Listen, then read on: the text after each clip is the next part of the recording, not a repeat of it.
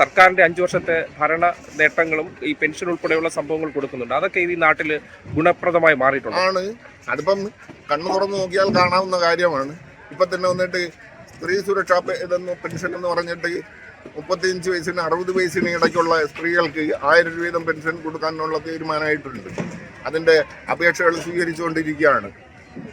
ചുവപ്പ് കാർഡും മഞ്ഞ കാർഡും ഉള്ള വനിതകൾക്ക് അതിൻ്റെ അപേക്ഷകൾ ഞങ്ങൾ സ്വീകരിച്ചുകൊണ്ടിരിക്കുകയാണ്.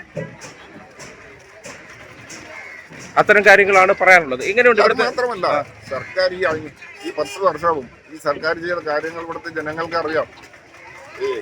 പ്രസ്താവനകാലം വലുതല്ലല്ലോ സൃഷ്ടി.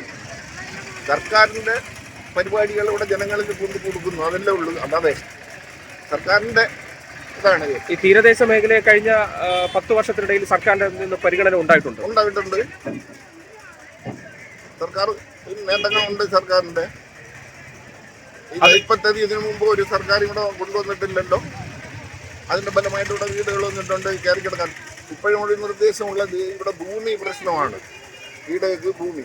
ഇപ്പോൾ പഞ്ചായത്തിന്റെ ഇതിൽ ഭൂമി കണ്ടെത്തി ഫ്ലാറ്റുകൾ നിർമ്മിച്ചു കൊടുക്കണം. അത് മത്സ്യത്തൊഴിലാളികൾക്ക് ജോലി ചെയ്യാൻ പറ്റുന്ന സ്ഥലത്തായിരിക്കണം. കാരണം ഒരുപാട് ദൂരെയുള്ളവർക്ക് അതിന് ബുദ്ധിമുട്ടാണ്.